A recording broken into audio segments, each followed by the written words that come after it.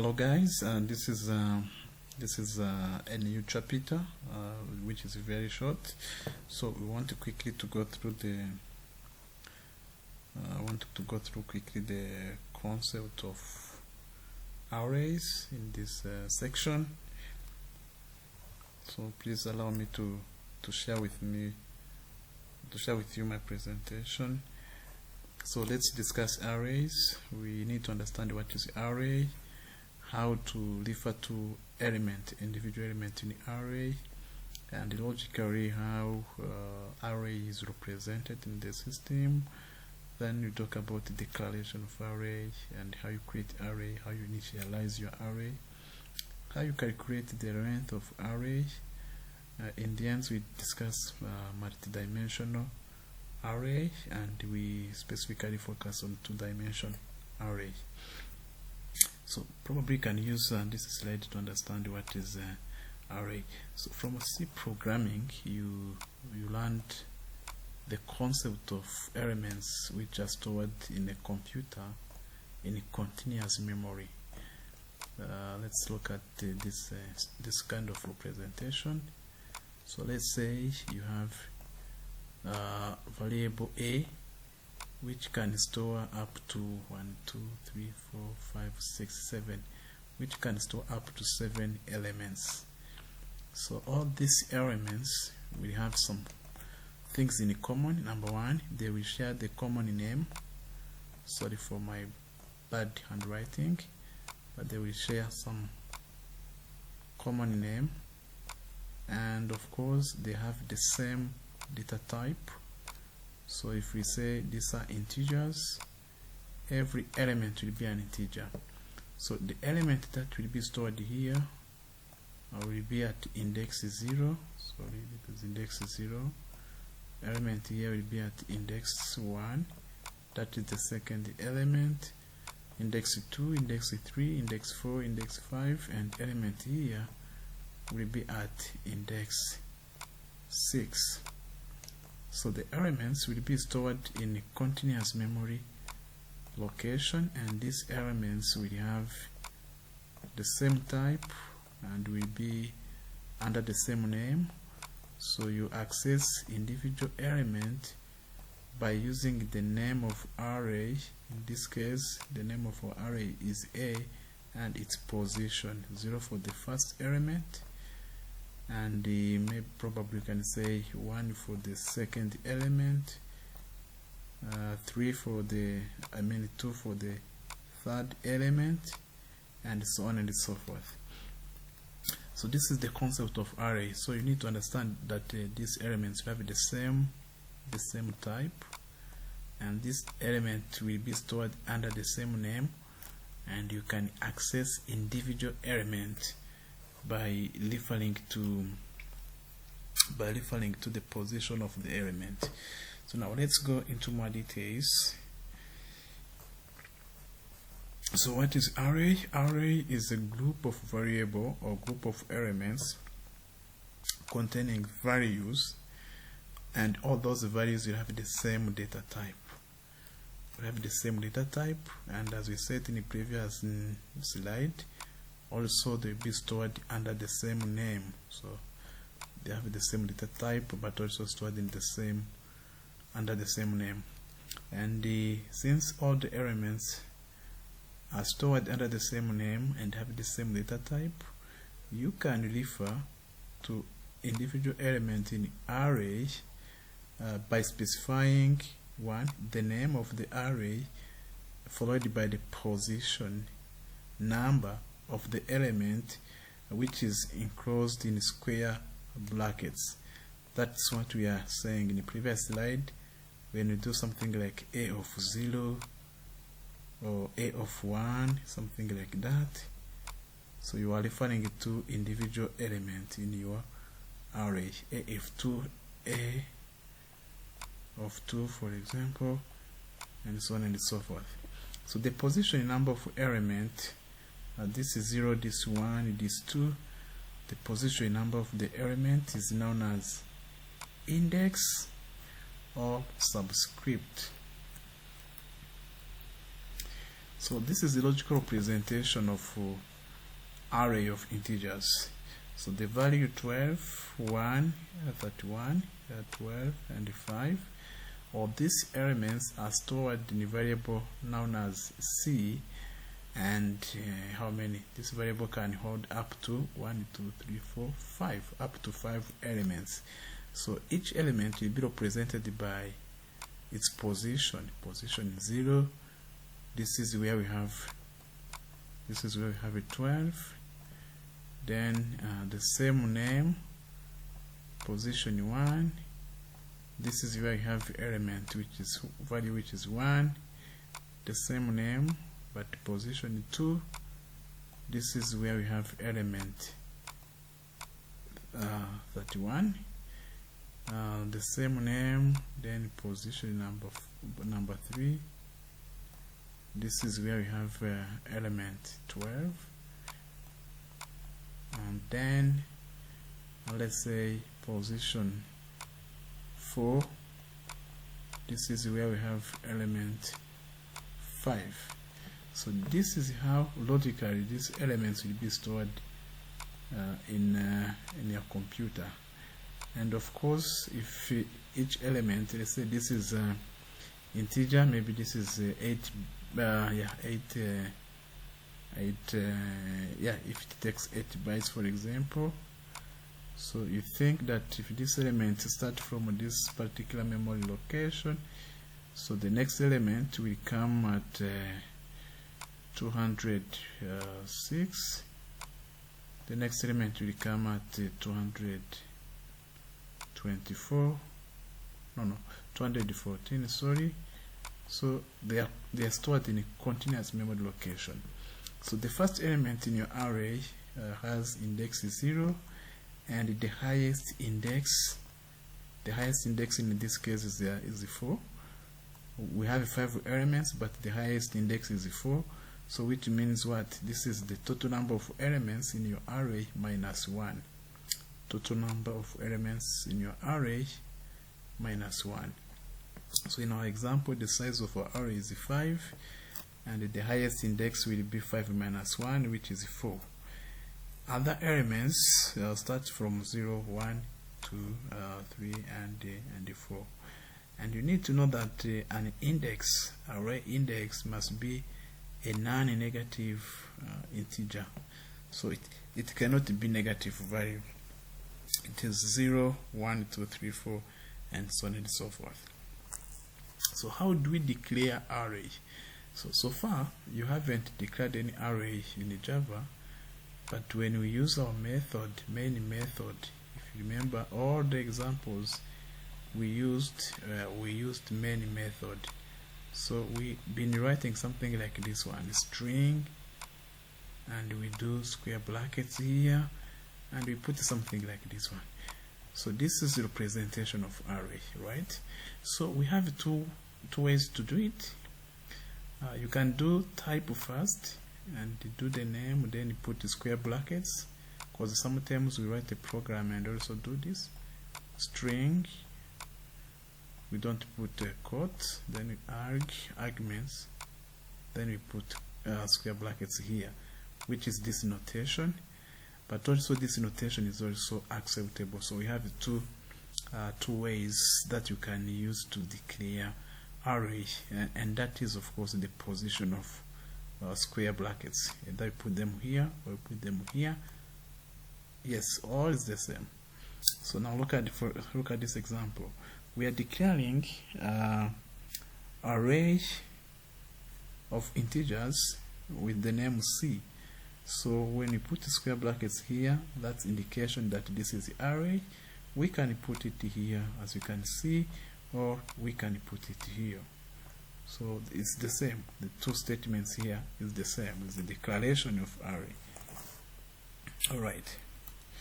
So once you have declared the array, you need to create it. You did declare it because you requested the memory to be allocated. Alright. Yes, because when you put the size, you have declared it, but you need to create it. So array is created with the size and allocated in the memory using the new keyword. So this is a very important keyword in Java when we deal with array. You can't create array without using a new keyword. So you must specify the amount of storage that you need. So for example, when you say int c and we keep quiet, next we come and say c equal to new int and we put the number of size. Alright, something is missing here probably, that is a square bracket. Yes, square bracket is missing because we need to say this is array. So when you do new int and you put the size, we are allocating 5 integers to this array. This is not the elements, this is the size. Alright, so you can do either this way without this square brackets, or you can do with this square bracket. This is very interesting actually, but the best practice, because you do not want to confuse people, you can prefer this way, because when you do this declaration, people may not understand that this is array declaration, but when you do this, they will easily understand that this is array declaration. So we are here to write some code which is easy to understand when other people are reviewing our program. That's why I recommend you to go this way, the second way. So we'll be having some examples for you to understand this better and better. Alright, so far I've seen how you declare array, how you create it, and how you initialize it. See, so many ways you can initialize during declaration itself. You initialize array elements with what you call array initializer. So array initializer is a comma separated list of expressions enclosed in braces. So here we have those braces. So no matter the elements we put, they have to be comma separated. That is the initialization of array. You do not need to specify the size because it will count 1, 2, 3, 4, and 5. So eventually, if you do c dot length, so this will return 5 because it's the size of the array. And as you can see, the square brackets are optional. So this is when you do initialization. Declaration, which is combined with initialization. You remember, we said that you access the elements of the array based on the position, like C of 0, C of 1, C of 2, something like that. So this is how you can access those elements. So we can use this type of initialization and declaration and see what happens. So the length of array or size of array is the total number of elements your array can hold. And in our previous example, if you look at the number of elements we have in C, we have 5 elements, 1, 2, 3, 4, and 5. So then how do you find a length of an array? So we use the name of array, we write the name of array followed by dot length. This will give you the length or the size of your array. So this is, if you do this for the previous example, we get 5 as the size of array. Alright, you can start with some examples. Look at this example. So the first one, it's declaration of days as array, and automatically we do initialization. So we can do different ways using this example. So the first day is Sunday, Monday, Tuesday, Wednesday, Thursday, Friday, and Saturday. So if we need to check how many elements are there, we use the name of our array, which was here, dot length. So please note that this is a property, not a method. So there is no parenthesis on the length. It's just you don't see parentheses. So this will give you the size of your array, which is 7. So I wish we can have some examples, because we covered too much so far and we haven't had any example. So I will take this as a session number 7, because it's a new topic, 7, and this is our first example. So now let's save this one as a 7.1. All right, so let's start with different ways that you have seen. So number 1, if you look at this this string you pass here, this is indication that you can pass many arguments of the same type string and under the same name args. So you can also put these square brackets here and it will be the same. So now let's start with this this example that we are referring to. If I do declaration like this one and automatically put the values, so this is declaration and initialization of array. So I have to delete everything.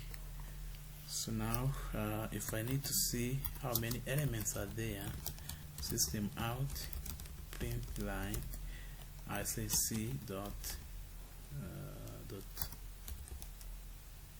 length, something like this one. So there is no parenthesis. All right, so yes, length th. So now th, not like this one, length this one.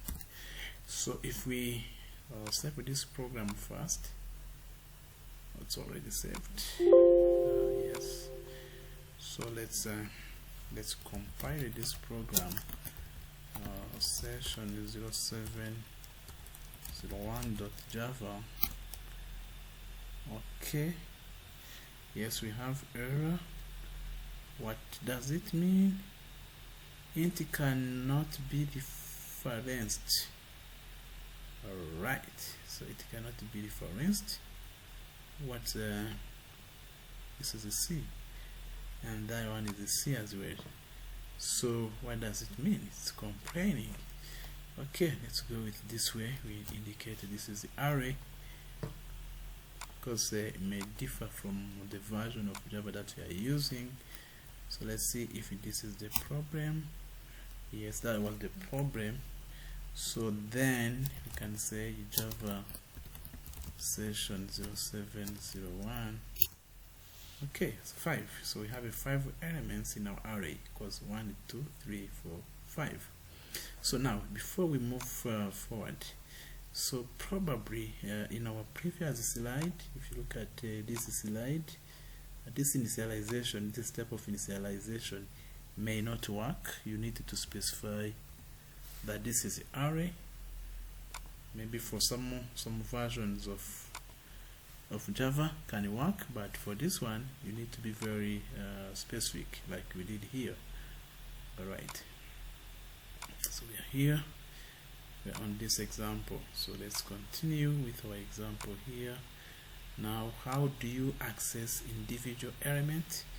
Let's say we are looking at the first element, so we need to go with system out,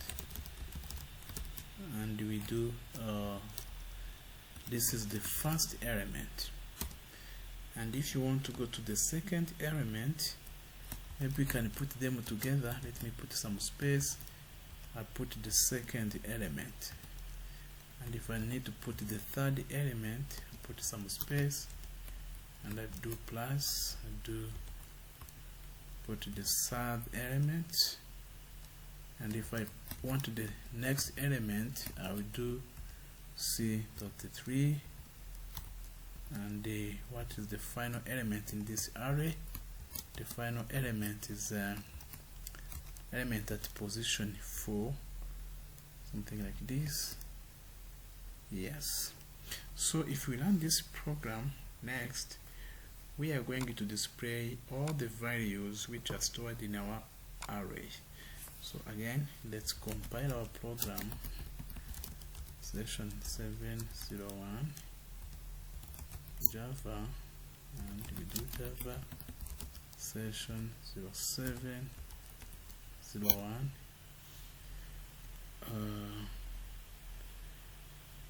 Yes, could not, probably, yeah, the spelling, the class does not exist. 07 session, like this one, session 0701.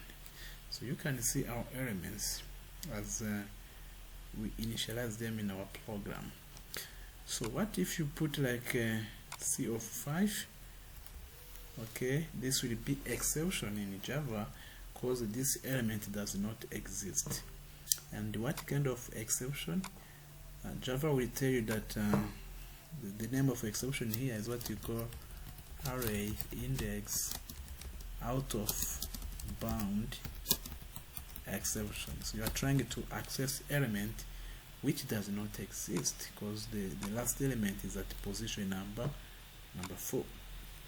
So let's compile again and see. Okay, and then again we do Java session 7.1. Okay, you can see array index out of bounds exception 5 at position 5. So you cannot get this element because it's not there.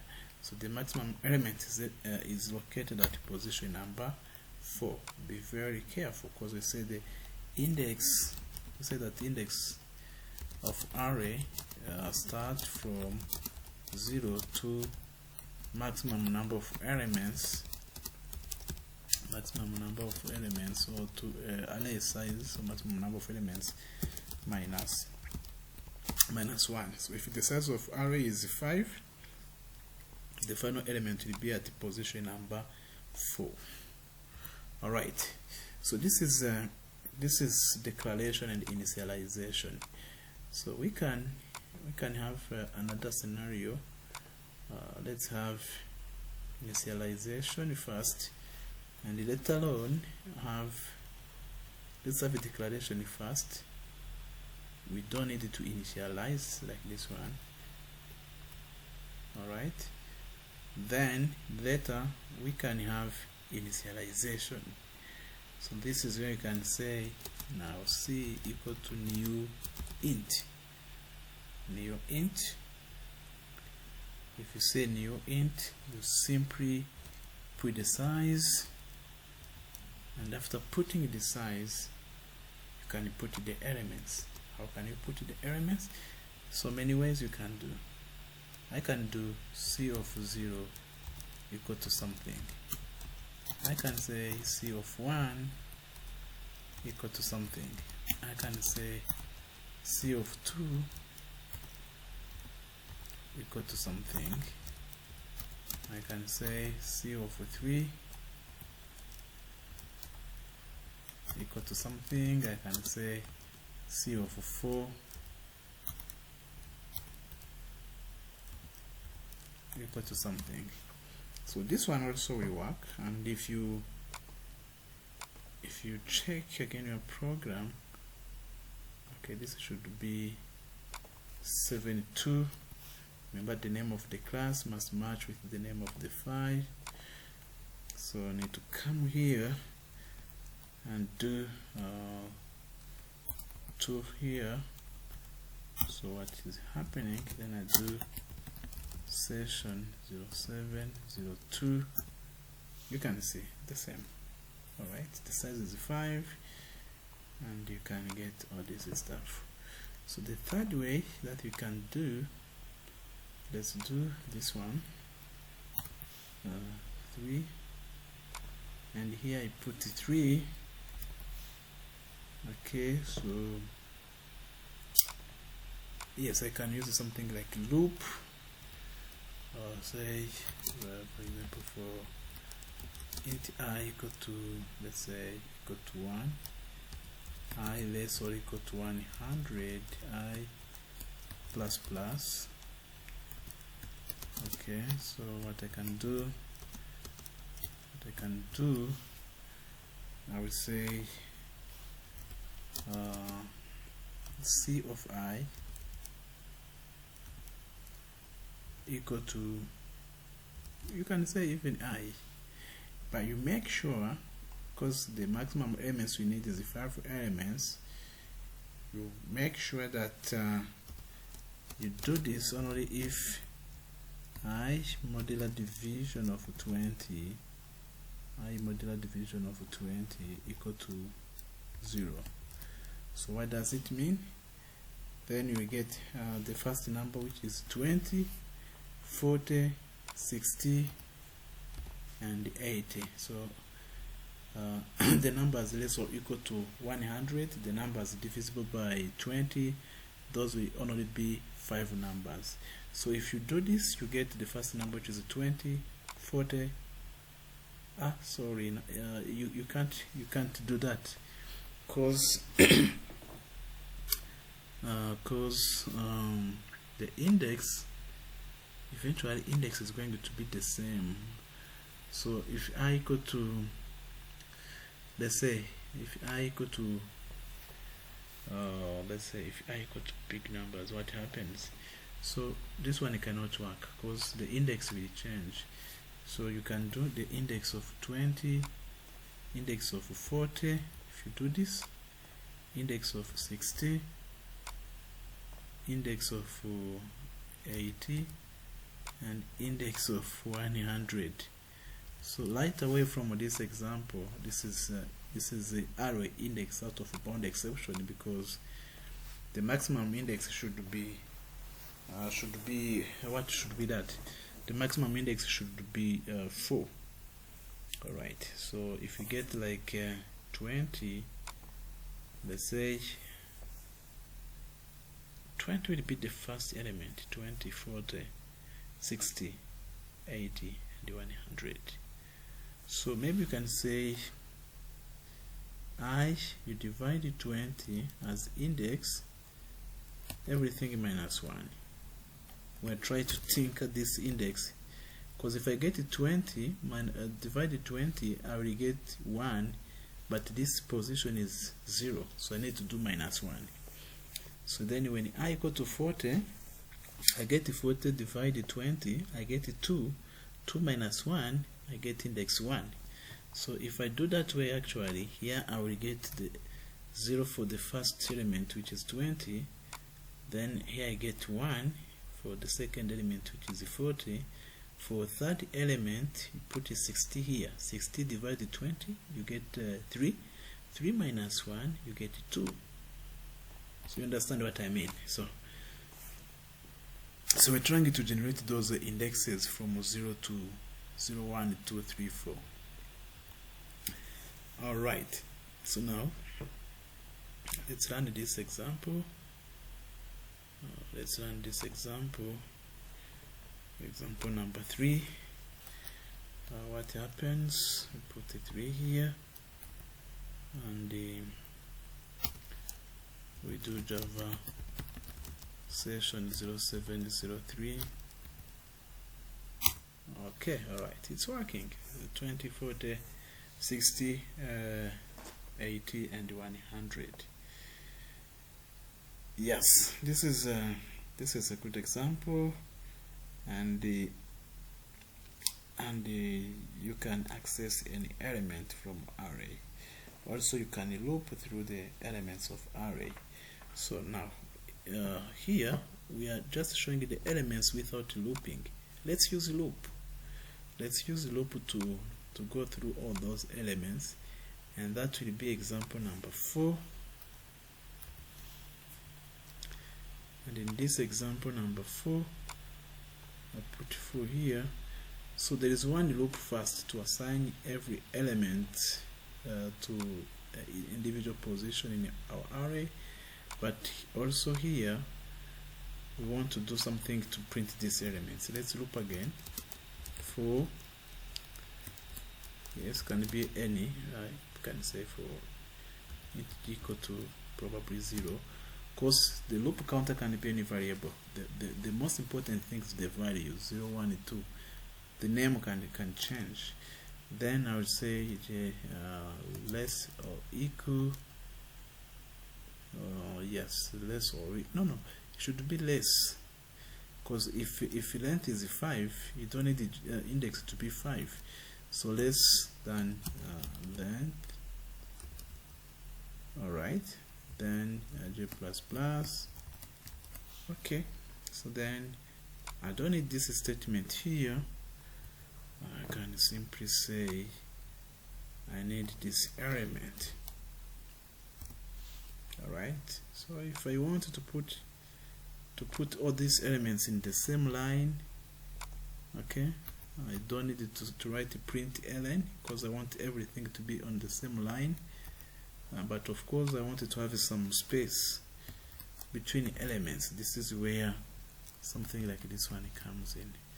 This is a space after each element. Alright, so this statement will just show all of those elements one by one. So let's save. This is example number 4. Okay, so let's see what happens. We compile number 4 and we do session 0704. Okay, you can see those elements again with one space between the elements for 240, 60, 80, and 100. Alright, so there are two types of loop. Eventually we can loop using this this loop, but there is another loop. Which is known as for each loop. It's supported by new Java. So I can say for something like, what is the variable name?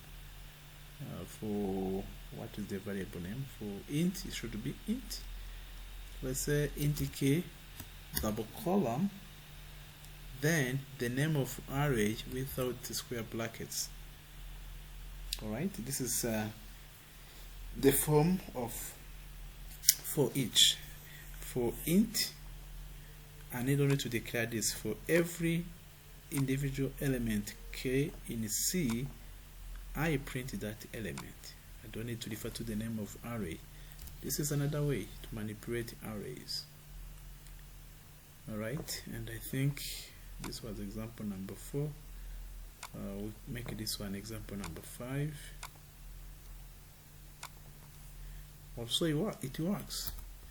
I don't need the position of the elements then when I do this. So I put 5 here as well.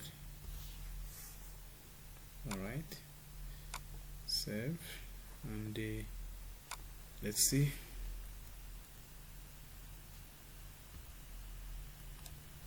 Let's put 5 here.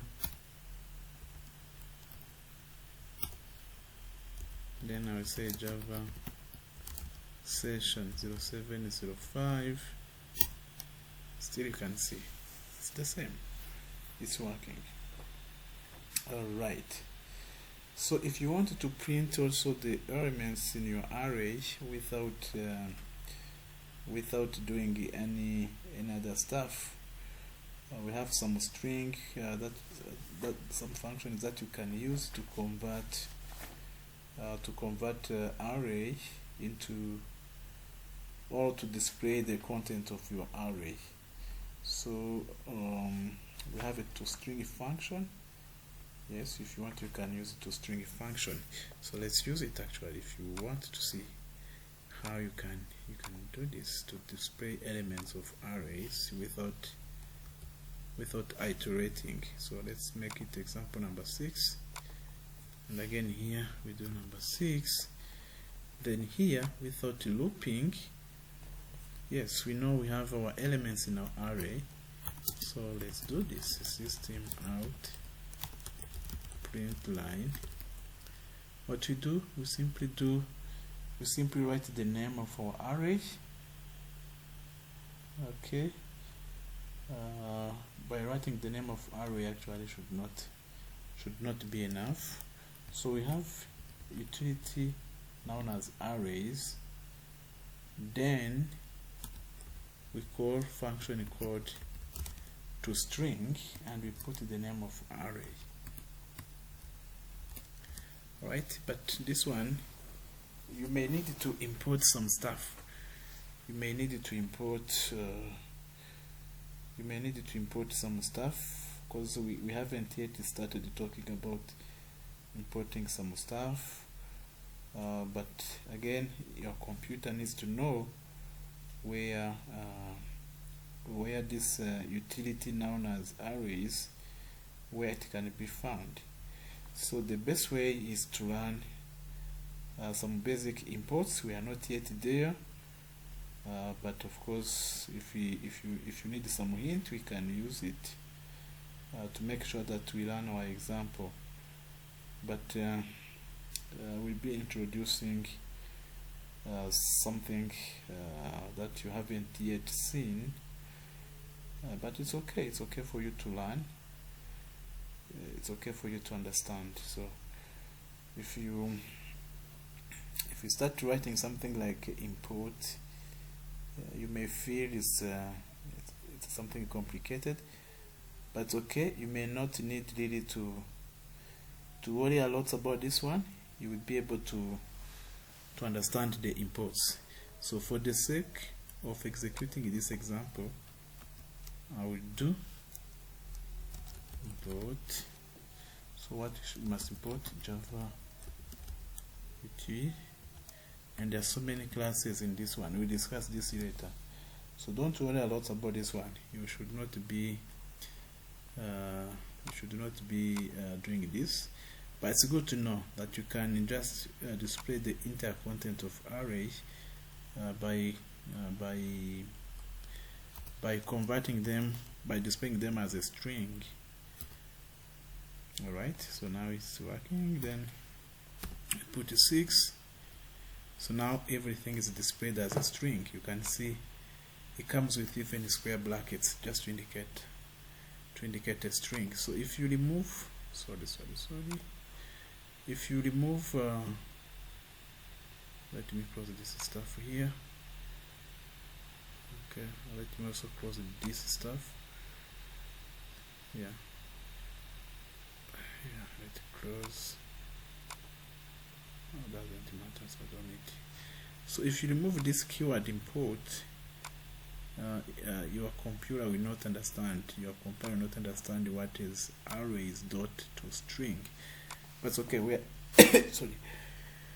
We're exploring different ways how you can access, how you can manipulate arrays. All right. So now let's look at two-dimensional array, because this array we are talking about, it's one-dimensional array. And what is one-dimensional array? A one-dimensional array, if you look at our PowerPoint, the elements are arranged linearly as the one form. Let's look at this one. Yeah. If you look at the first example that we showed, so you see this is one-dimensional array. So what does it mean? Elements are just arranged as one row. As one row. So there is a possibility when you have elements arranged in multiple rows, because the first one is one row with many columns, but you might find yourself in a situation where you have elements arranged in multiple rows and multiple columns. So when you have multiple rows and multiple columns, this is what you call multi-dimensional array.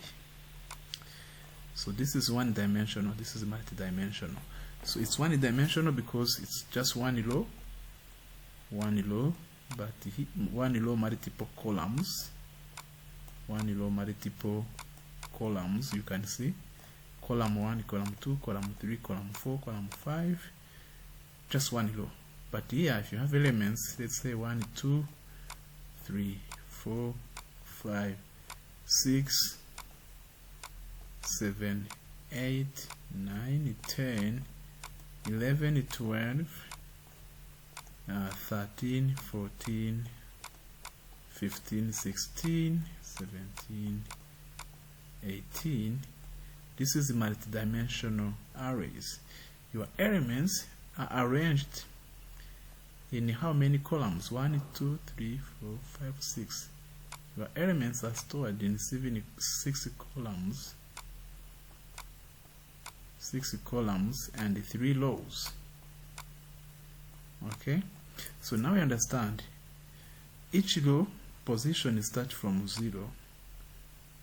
Low position 0, low position 1, low position 2, and the column position 1, position 0, sorry, position 1, position 2, position 3, position 4, and position 5. So how do you access the individual element in this kind of array?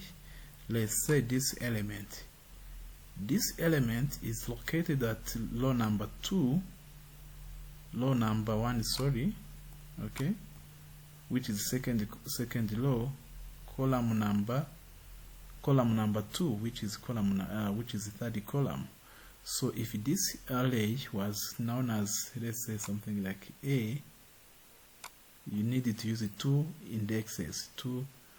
Yes, instead of using 1 index like we did here, you need 2. So 1, you need to specify the row. This element is situated at which row and which column. Okay, so for this case, this element is located at row number 1, column number 2. Alright, and if you look at this element, this 18, this element will be located at which row? Row number 2, okay, and the column number 5. So this is how multidimensional arrays works. This is how elements are stored. So let's look at this complicated structure. Now you can see this is the element at row position 0 and the column position 0. So every element in this row, the first index which indicates the row number will be the same because they are located at the same row. Okay, that is row number 0, row number 1, row number 2, and row number m. We don't know what is m, can be any value. So all these elements here, they have the same value here because they're on the same row. All elements here, they have the same value because they have the same value because they're located at the same row. And again, the columns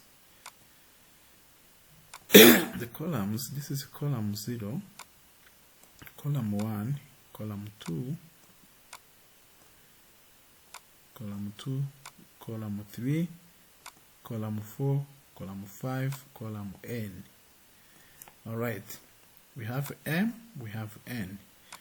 So these two, m and n, can be equal or can be equal or can be different. That's why we use two different symbols. Can be equal, can be different, because we can have array of 3 elements by 2. 3 elements by 2 means what? 3 rows, 2 columns.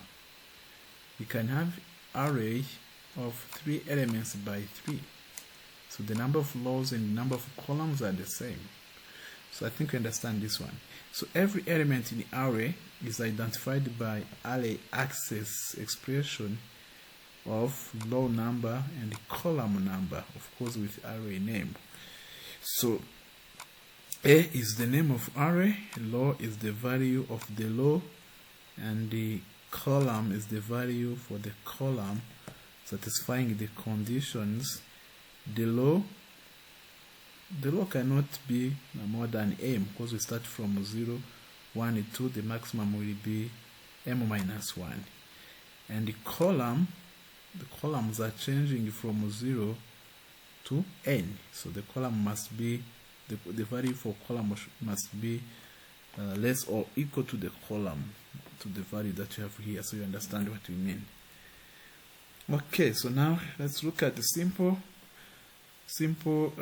example. Arrays that require two indices to identify a particular element. So when it has two indices, it's known as a two-dimensional arrays, because we are using two different indexes. Okay, so for this example, for example, the total number of elements in this array, how many? The total elements will be 6. 2 times 3. What does it mean? 2 rows, and each row has the three elements. 2 rows like this one. 1, 2. This is the first row, another row. So 2 rows, and each row has the 3 elements. So in total you can have 6 elements. First, second, third, fourth, element number 5, and element number 6. So when you have this kind of a structure, you can have up to 6 elements. If you need to do initialization of two-dimensional array, we have to use braces. Okay, so this looks like the first row. Okay, and within the first row, this is element at first position, second position, third position. Okay, and this is the second row. So if you want to put this in a picture, it can reflect something that you have here. Okay, and if this is A, you can see that when you talk about A of 0, 0th row and 0th column, which element is that? In this declaration, this element, you put 1, 2, 3 in the first row, 1, 2, 3, and you put 4, 5, 6 in the second row. So this is row number 0, row number 1, column number 0, column number 1, column number 2. So this element of 0 and 0, this is the element, that is 1. Okay, so element number 6, element 6 here, is at which position? It's at position 1, that is row number 1, and the column number 2. Column number 2. So sorry for this one. So this is element which is 6. So the element here, position 1 for row and 2 for column. So this is initialization, when you want to initialize a two-dimensional array. So probably can have one quick example on this one, because you may feel that this is a bit different from previous examples. Let's say this is a 7. Alright, and we do again 7 like this one. So we don't need this one, or if you want, we can keep. If we needed to use this, we can keep. Okay, now let's do our magic. So we wanted to start two-dimensional array.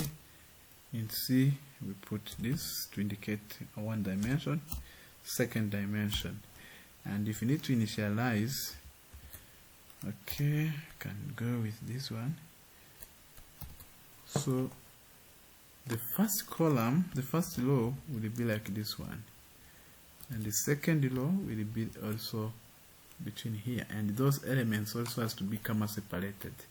Let's say 2, 4, 6, and here we have like let's multiply by 3 for the next elements. 6, 12, 18. So yes, let's start by printing all the elements, then we see how those elements are represented. Alright, so let's see if this one can work also for two-dimensional array. So we put 7 here, and we do Java session 0707. all right, so why it doesn't work? Because it's two-dimensional array. Okay, so we needed to do one more conversion. So this one can complicate you now at this point. Let's access the elements in our conventional way, the way we understand. So if you look at, if you want element at position, position is 0, 0, for example, that is 0 and 0. Which element is that?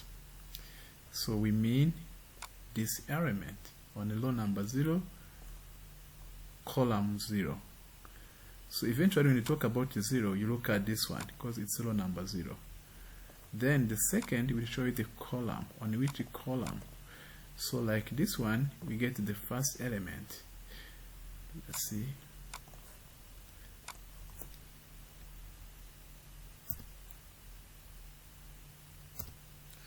So 2.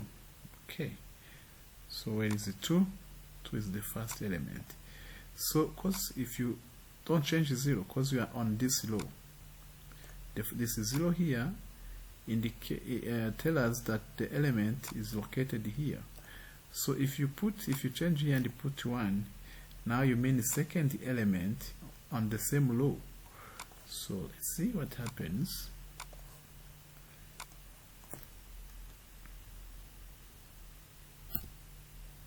Okay, then Java. So now we are on 4. Okay, so if you keep this value and you get this one, so we are still on the same row, but we are targeting a column which has index number 2. That is the third column. So let's save. Let's do this again. Okay. Alright, 6. So if I do put like 1 here, I'm no longer on this row, I'm here. Row row at position number 1, that is the second row, and the third element, which is 18. I'm getting this number if I go this way. Alright, so let's see. 18. I think you can see what I mean. Yes, how will you go and keep writing this stuff? Okay, number 1, because this is initialization and declaration initialization. So if I need all elements, better I can loop. Let's say for int I equal to, because the number of rows are 2, equal to 0, and the I less than 2 eventually, because will be 0 and 1. I less than 2, then I plus plus. Alright, then I need also to get, because this one will loop through the rows, I need to get also the columns, because if I equal to 0, I'm here, but still I need to iterate to get this number, this number, and this number. So we need a second loop. We need a second loop here. That's when we say again for int j equal to 0, j less than 3, because that it will be 0, 1, 2, j plus plus. So now the element I want, I needed the two indices. So rather than having decoded the values like we do here, I'm looking at those values being generated. So the first value will come from the outer loop, and the second value will come from the inner loop. So if you want, yes, you can put some space. And if you want, when you finish one row and you move to the next row, you can put another statement to separate different rows. Yes, even if you want, you can do this. But when you do this, because you want this to be on the same row, you don't need the print ln, you need simply print. Alright, so let's run this and see. Okay, save. Come here to compile again. Okay, we have one error. What is that? Java session 7, line number 15. We have one more parenthesis which is not necessary. Yes, this loop. Oh yeah, it's here because we have this one and this one, so we don't need the two. This was a mistake. Let's go this way. Now it's okay. Java session 0707. Now you can see on the first row this is what you have, and second row this is what you have. So if you check your program again,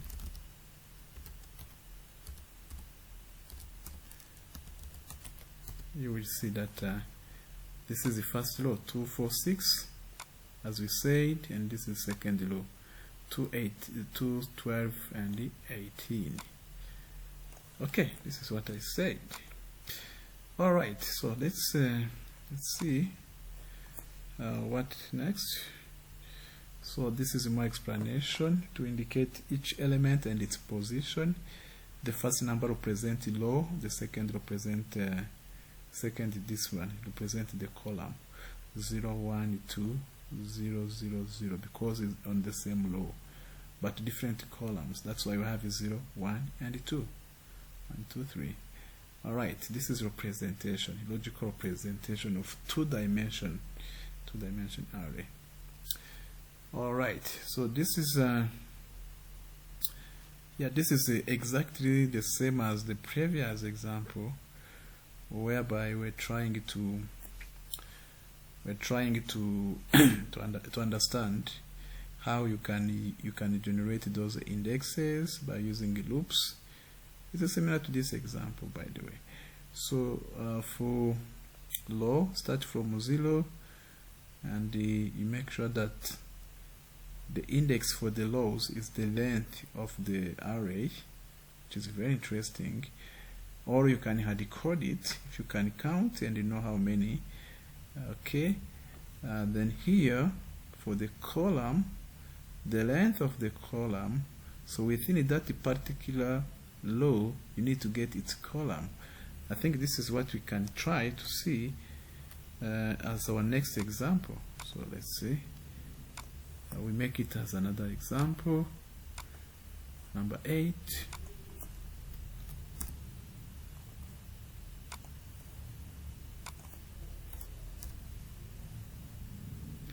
So here, int I less than 2. No, you don't need to say 2. You can say c dot length. All right. So this length means what? This length means the number of rows. Then for a specific row, we don't know for which row. Maybe let's say for C dot, okay, for specific row, because we go with the value, we go based on the value of the selected column. We need to check also how many elements are there. Then we don't need to hard code this one. Okay, it's tricky, a bit tricky, but it's workable. So you can see based on that particular row how many elements are there. Okay, so I think then you can have your value. You can have the row represented here and the column represented here. I think this is exactly the same as what we have here.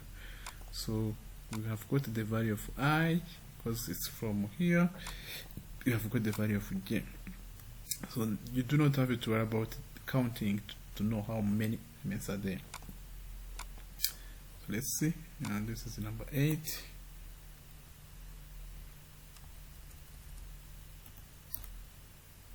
This is number 8. And when you do Java, we do Java 8, still you get the same. The beauty of this one is because if you increase the number of elements in your array, you do not have to hard code the values. So I can put other elements, something like this. Again, save. I don't have to come and change anything here because those elements will be calculated automatically.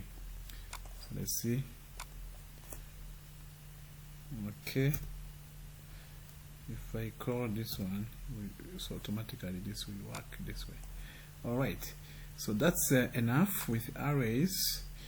I think we can stop by here. Next time, what we'll be discussing, let's see what we'll be discussing next time. We'll be discussing methods and the classes. Hopefully after methods, maybe we have a chance to meet again. After method, the classes. After that, encapsulation, inheritance, polymorphism, abstraction, interfaces. That will be the end. But we are lucky because when we discuss methods, we'll be halfway of the course syllabus. Okay, so let's stop by here. Guys, enjoy the video. Let's stop by here. Let's save fast.